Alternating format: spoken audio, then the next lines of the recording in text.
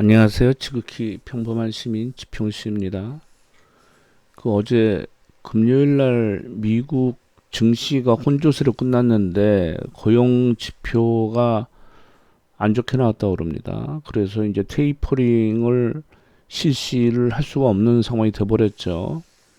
일반적으로 테이퍼링을 실시를 하면 그 이후에 한 6개월에서 1년 정도 사이에 그 금리 인상을 하는데 지금 이거 밀린 숙제인데 이걸로 갖다가 무슨 뭐 테이퍼링을 안 하니까 뭐 증시에 뭐 더 좋을 것이다. 이제는 그런 상황이 아니에요. 여기까지 신고가에 끌고 왔으면 이제 테이퍼링을 못하는 상황이 오면 더 힘들어진다는 얘기입니다. 미국 증시는. 지금 이 특히 미국 시장 매매는 그 사람이 하는 것보다는 기계적으로 알고리즘에 의해서 AI가 한다고 봐야 되겠죠. 그래서 지금은 괜찮으니까 계속 신고가가 나오는데 어느 한순간 아니다 싶으면은 걷잡을 수 없이 매물이 나올 겁니다. 그게 지금 예상들을 하는 게 내년 정도, 내년 말이나 내후년이 되지 않을까 보는데 저도 좀 그런 생각이 좀 듭니다. 그래서 테이퍼링을 못하니까 이제 금리 올리는 것도 이제 뭐 그런 상황이 되니까 은이 지금 뭐 매일 조금씩 빠지거나 해서 별로 움직임이 없다가 이제 많이 올랐습니다. 3.68%. 그리고 비트코인하고 이더리움도 올랐는데 이거 한번 볼까요? 그 얼마 전에 비트코인 그 상투 칠 때 그 8천만 원 안 됐을 때 7,900 몇십만 원 갔잖아요. 제가 그날 이더리움하고 비트코인을 반반씩 해서 전혀 무리 없는 금액으로 소액만 반반씩 같은 날 샀어요. 그때 지금 상황이 어떻게 변했냐면 그러니까 이게 한 40% 빠졌었죠. 그래도 다시 반등이 나왔는데 비트코인은 지금 한 27%, 그러니까 제가 산 가격으로 봐서 비트코인은 지금 27% 빠졌고 이더리움은 51%가 올랐어요. 그러니까 이제 수익률이 지금 플러스 12%가 됐는데 이거 뭐 주식하고 뭐 똑같네요. 뭐 이더리움은 50%가 오르고 비트코인은 지금 한 27% 빠진 거 보니까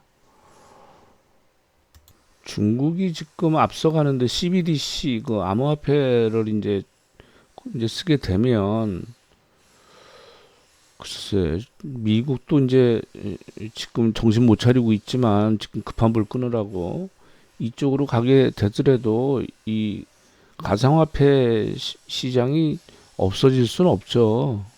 이제 세금은 어떻게 때리냐의 문제인데 그렇게 되면은 정부에서 이제 암호화폐를 만들면 뭐 디지털 화폐라고 그래야 되겠죠. 디지털 화폐를 만들면은 그거는 근거가 다 드러나거든요. 지금 우리가 수표 쓰는 수표 추적보다도 더 쉬운 상황이 벌어지니까 그 비자금이라든가 무슨 뭐 범죄든 뭐 뇌물, 마약 이런 애들이 이런 세력들이 현금을 이용하거나 스위스은행을 이용했던 거 아니겠습니까? 그래서 그쪽이 전부 다 이쪽으로 오겠죠. 가상화폐 쪽으로. 그래서 이건 뭐 사라는 말씀이 아니고 저는 소액만 넣어놓고 이거 뭐 잊어버리고 없어지면 많은 거고 소액을 한 거니까요. 뭐잘 되면 뭐 10배 되면 그때 가서 팔든지 아니면 많은 거죠 뭐. 이게 은 일봉이고 이게 주봉인데 이게 21선 밑에 있어서 어떤 낙폭이 좀 있었으니까요. 이제 이게 월봉인데 이게 지금 3봉을 맞고서 지금 떨어지는 거란 말이죠. 그래서 21선에 닿고 나서 여기 지금 머물러 있는데 여기서 튀어야 되는데 그리고 이 ETF 갖고 계신 분들 그 세금 문제 잘 그거 하셔야 됩니다.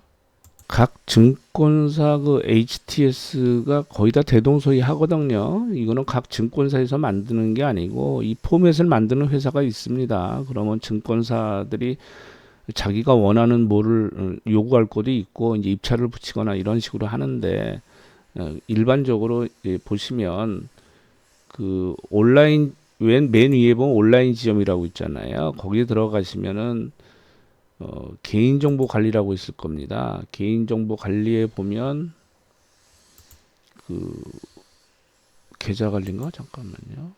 계좌 관리로 들어가시면 금융소득 종합과세 명세서라고 있습니다. 예, 그래서 거기 입력을 시키면 그 증권사에서 계좌를 하나 갖고 있든 둘을 갖고 있든 합해서 금액이 나와요.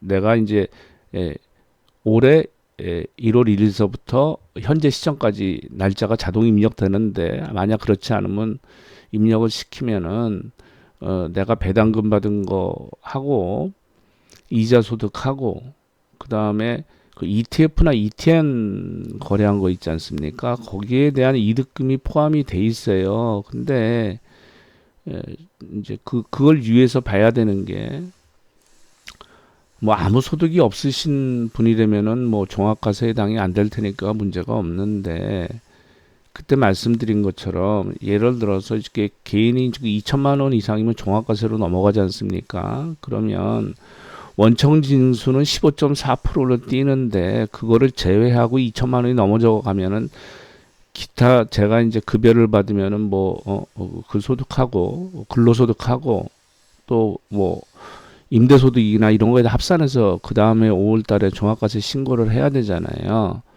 근데 제가 해보니까 그 영향을 많이 끼치더라고요. 근데 지금 현재 법상으로서 현재는 억울한 게 ETF와 ETN 매매 소득 이익금이 배당 소득세로 들어가요. 그렇기 때문에 그렇게 법을 만들어 놨어요. 넣을 데가 없으니까 세금은 띄어야 되겠는데 지금 양도소득세라는 게 없으니까.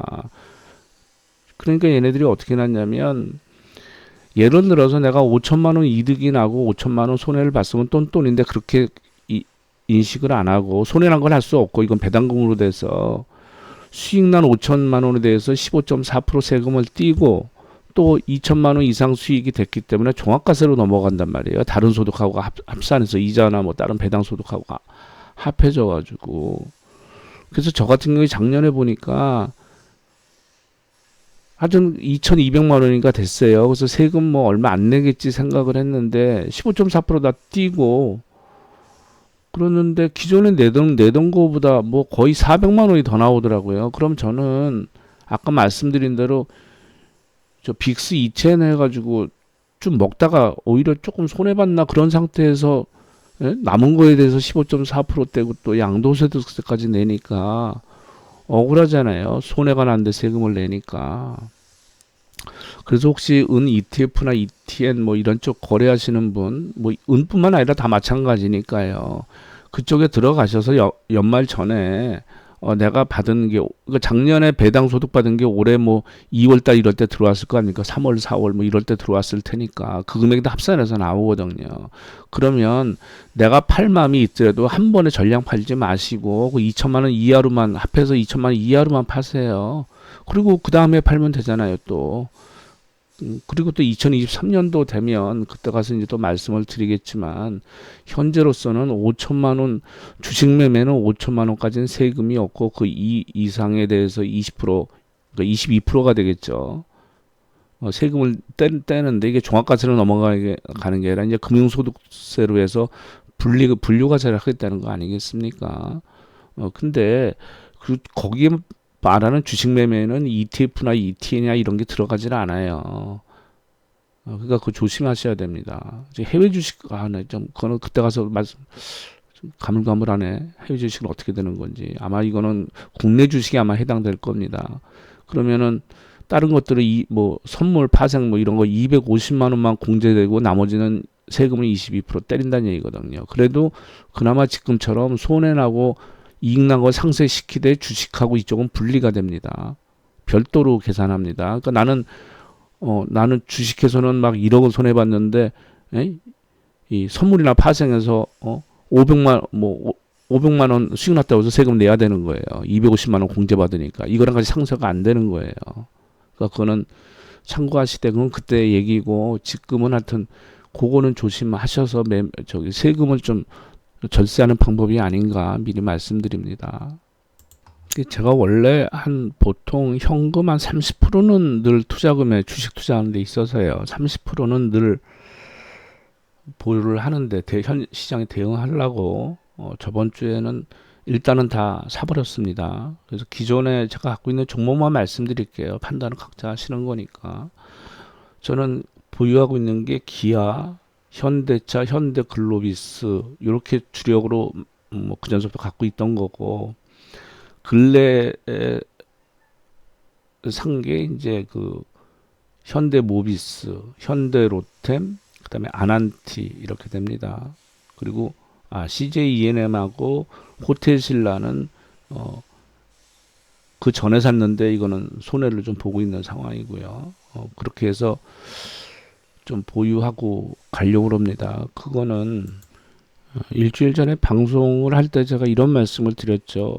저는 아마 이 21선을 뚫으면 강하게 뚫어야 된다. 강하게 장대 양봉이 나왔죠. 일단 뚫었습니다. 그리고 이제 요 정도 선에서 이제 마무리가 돼서 끝났는데 주봉으로 봐서 이제 21선을 이것도 또 뚫어야 된단 말이죠. 다음 주에. 근데 다음 주 목요일이 선물 옵션 만기일 아니겠습니까? 그러니까 매주 목요일 날 위클리 옵션이 돌아오고 그 다음에 369, 12 선물 옵션 동시 만기가 돌아오죠. 그리고 매월 두 번째 목요일이 또 옵션 만기일이고 그래서 요때 제가 보기 요게 목요일 아닙니까? 요럴 때 이렇게 애들이 발작을 하는 겁니다. 지들이 원하는 포지션을 만들어 버리는 거죠. 외국인들이 그런 식으로 한 건데 이 미결제가 이거 줄은 거 보십시오. 이거 3일 동안 15,000개 이상 줄었어요.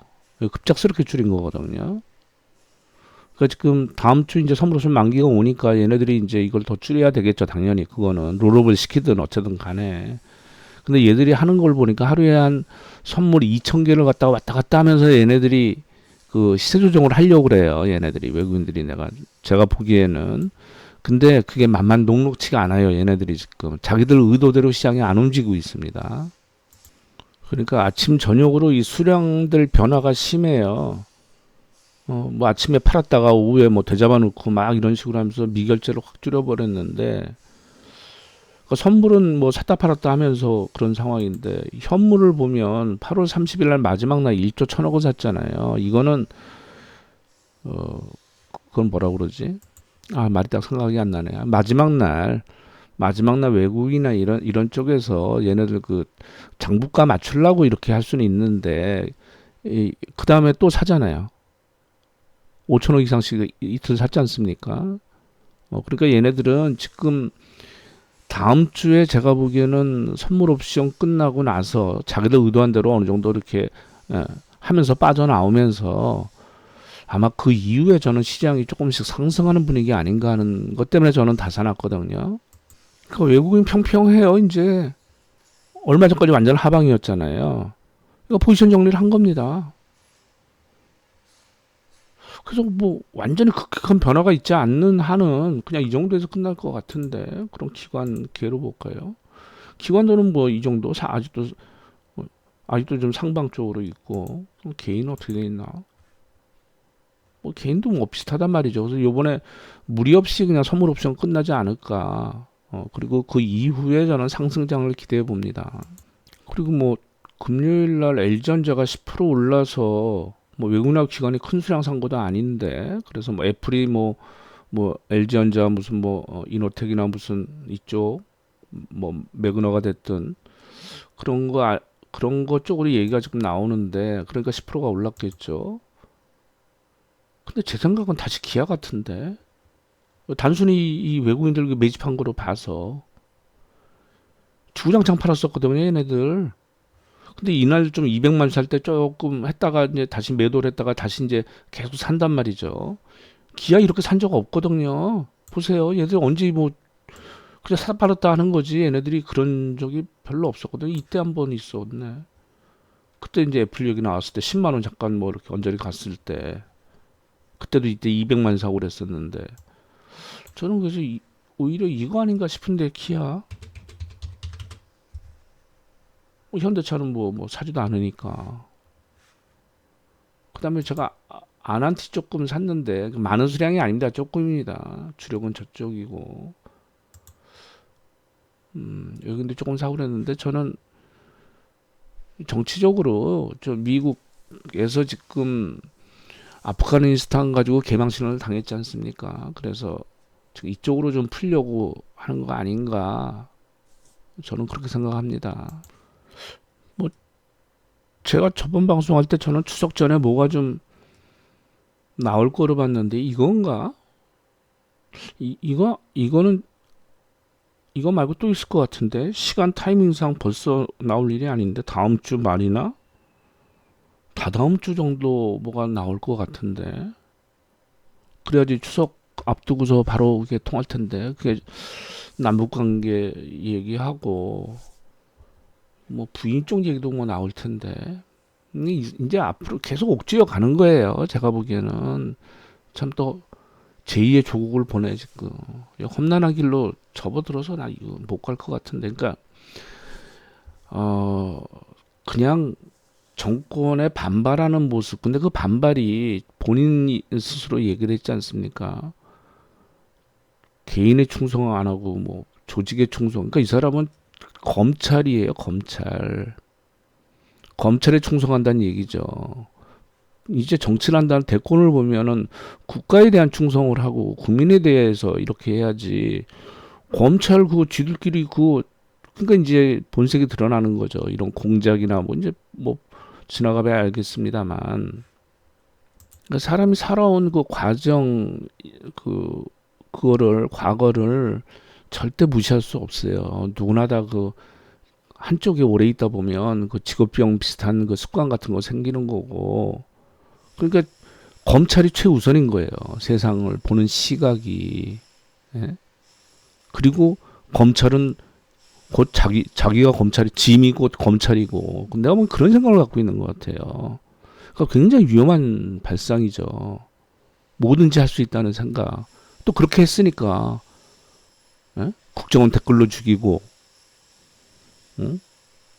저기 특수통 아닙니까? 공안통도 조직 내에서 이렇게 해버리고 정권 말 안 듣고 검찰 뭐 개혁한다니까 발로뻥 차버린 거고 그 이런 사람이 권력을 잡으면 어떻게 됩니까? 그럼 검찰공화국 되는 거예요.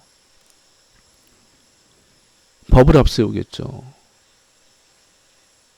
독재하는 사람들이 늘 법을 앞세웁니다. 박정희 때 긴급조치 얼마나 많이 발동했어요. 몇 호까지 갔는지 기억도 안 나. 눈 뜨고 나면 맨날 긴급조치 몇 호 발동, 몇 호 발동. 왜? 국회 안 통하고 대통령이 할 수 있는 거니까. 히틀러나 그런 사람들이 제일 법으로 그거 얘기합니다. 우리나라에서는 박근혜가 맨날 법법 그랬잖아요. 이명박도 그러고. 법대로 하겠다고. 지가 권력을 쥐었으니까. 내가 딱 그 짝인데. 근데 가지도 못하고 이거 전부 다 가면 징역 수발 들 사람이 없을 텐데 일가족이 그리고 일반인적으로 봐서 일반인도 어디 뭐 무슨 뭐 사문서 위조에 주가 조작에 그게 그런 상태에서 언감생심 어떻게 대권에 나올 생각을 하지? 아니, 뇌구조를 알 수가 없어. 예, 감사합니다.